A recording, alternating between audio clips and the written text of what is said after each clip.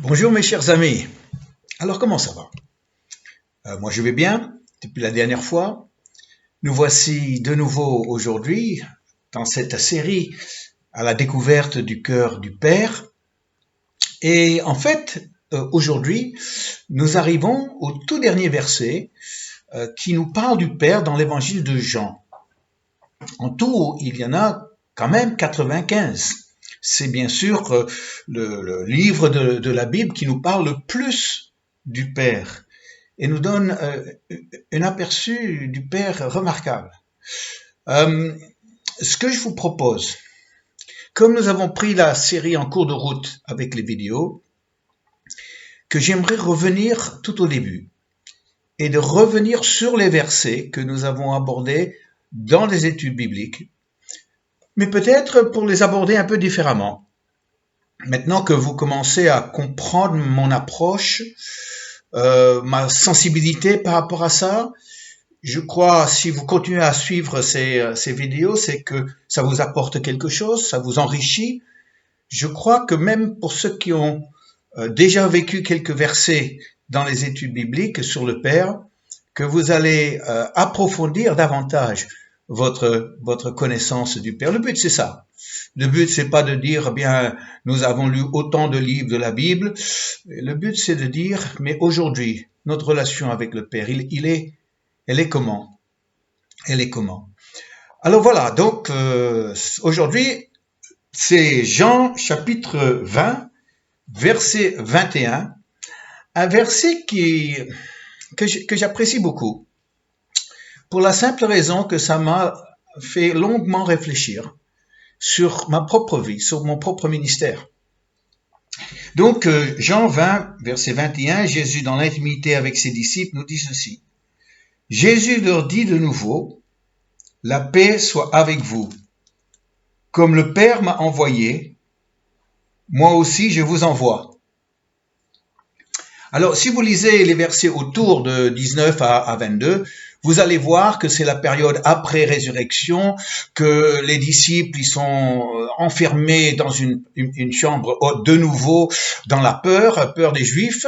Jésus doit venir, il doit un peu forcer le passage pour entrer au milieu d'eux. Il les voit tout tremblants, il souffle sur eux, recevez le Saint-Esprit.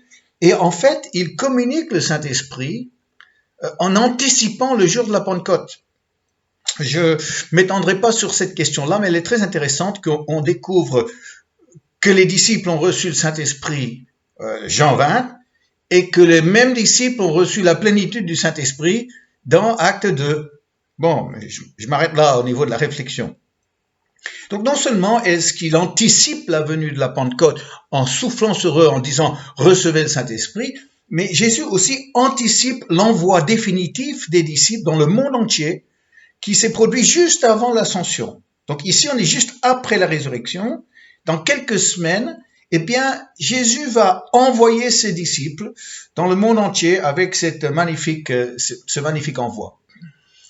Donc, dans cette phrase-là, comme le Père m'a envoyé, moi aussi je vous envoie. Le mot qui m'intéresse particulièrement, c'est le mot comme. Pour la simple raison que non seulement est-ce que nous avons l'envoi par Jésus de ses disciples, mais nous découvrons comment il les envoie. Et la mesure de l'envoi, c'est lui-même. C'est comment le Père lui a envoyé. Donc, comment Jésus a-t-il été envoyé par le Père? Parce que notre envoi de la part de Jésus doit refléter ça. Il y aurait beaucoup de choses à dire par rapport à ça, mais une chose ressort dans tous les évangiles, dans ce que le Père a voulu faire lors du ministère public de Jésus, c'est que le Père était très présent et il appuyait Jésus par différents moyens, mais surtout qu'il appuyait par des manifestations surnaturelles, des miracles, des voix du ciel, des événements, la puissance qui se manifestait, une révélation qui venait dans tout son enseignement. C'est le mot appuyé qui me donne envie de vivre ça. Parce que si moi je suis envoyé par Jésus, il va aussi tout au long de cette mission, il va aussi m'appuyer.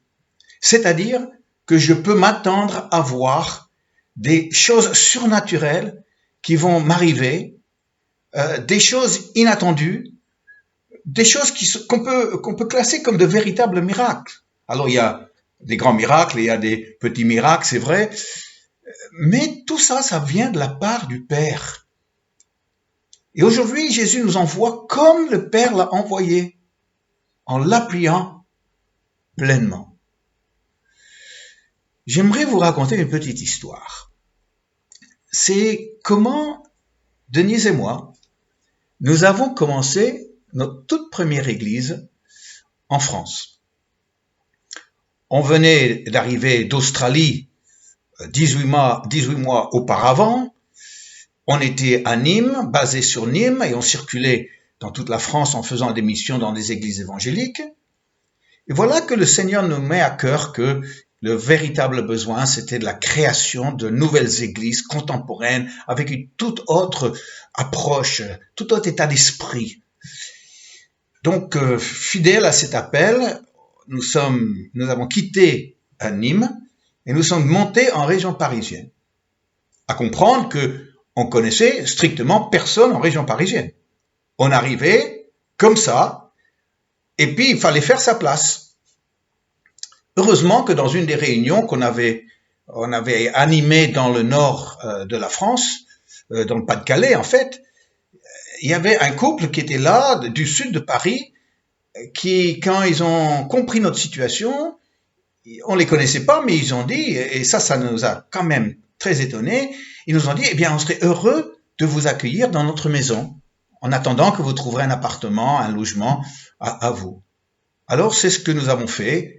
En arrivant en région parisienne, nous nous sommes installés chez eux. Ils nous ont tellement généreusement, avec beaucoup d'amour, ils nous ont reçus chez eux, où nous avons partagé leur maison pendant des semaines et des semaines. Dans cette première période, j'avais encore quelques engagements dans différentes régions de France. Et donc, un week-end, j'ai dû m'absenter pour descendre dans la région de Toulouse pour faire un camp de jeunes.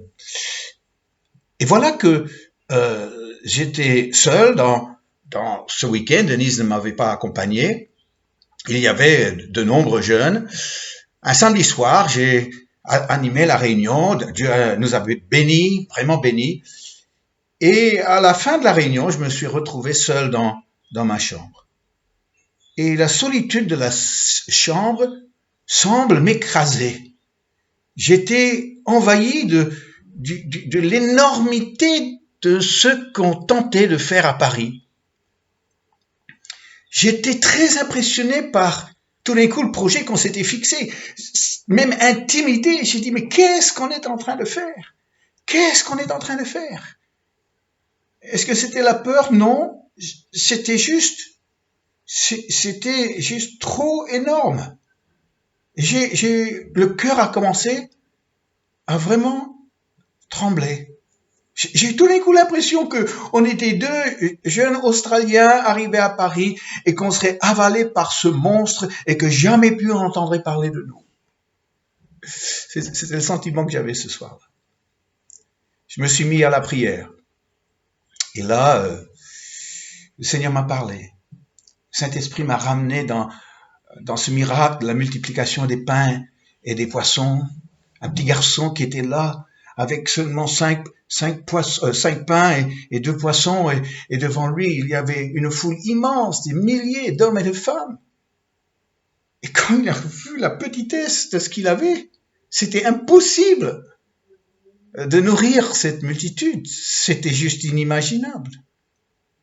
Quand la voix dans mon cœur m'a dit, mets ce que tu as entre les mains de Jésus.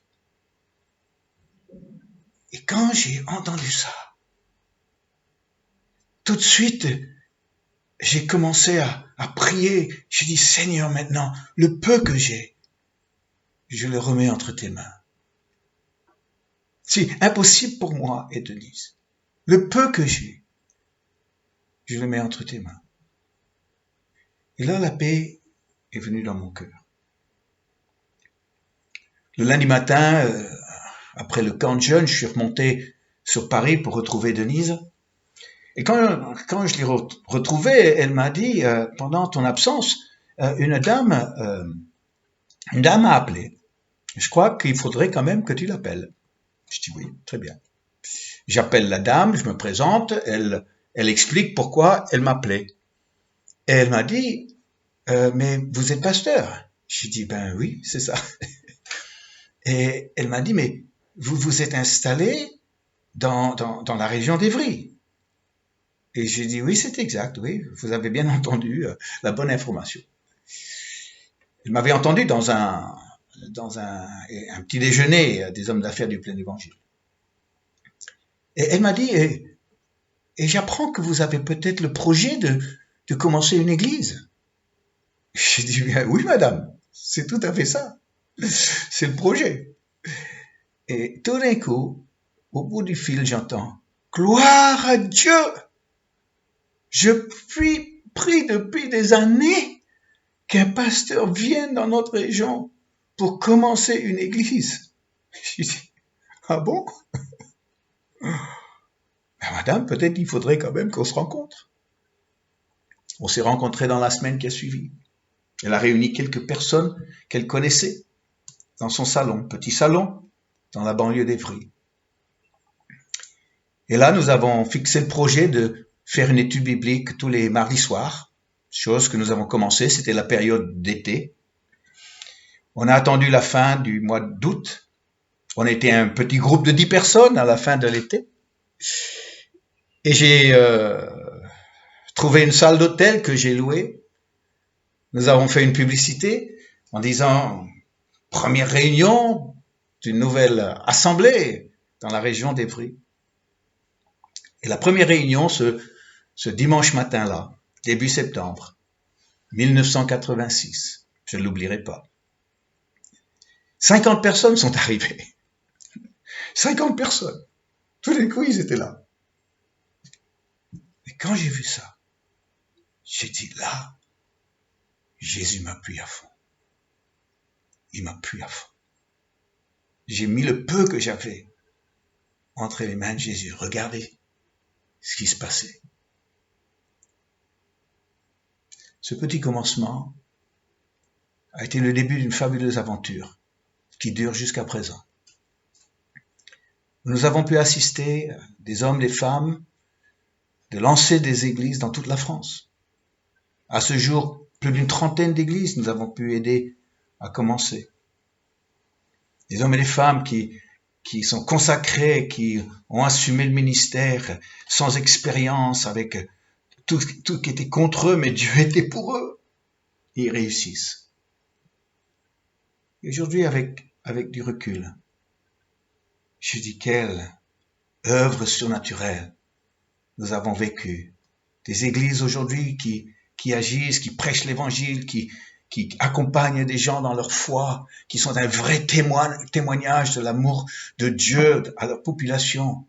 En France, dans le nord, à Paris, dans le sud, dans l'est et l'ouest, et en Belgique aussi, jusqu'à l'île de la Réunion et Mayotte.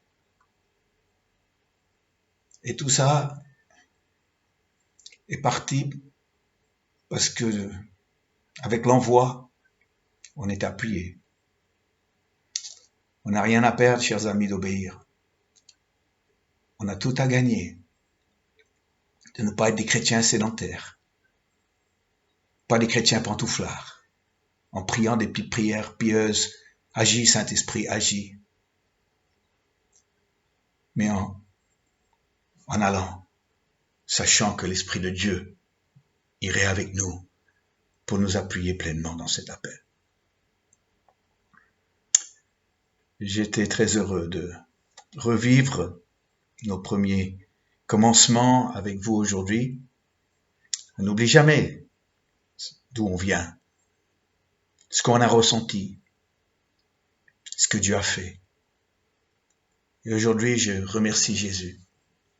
Et je remercie le Père qui nous a pas laissés comme ça, tout seuls, avec nos 5 pains et nos 2 poissons, mais qui nous a appuyés en disant, je suis là. Vous allez aimer, vous n'allez pas seul. Je suis là.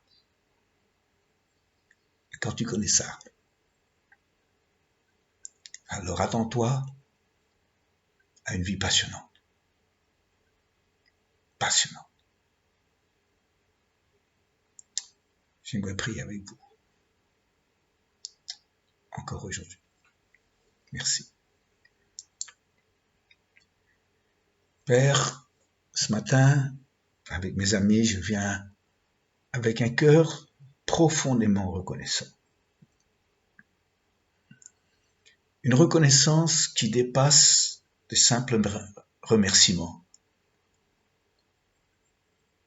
Mais une reconnaissance que tu nous as jamais abandonnés, même dans les moments les plus difficiles, même devant les défis les plus énormes, où on se sentait incapable, on était complètement dépourvu de choses qu'on pouvait faire, qu'on pouvait maîtriser.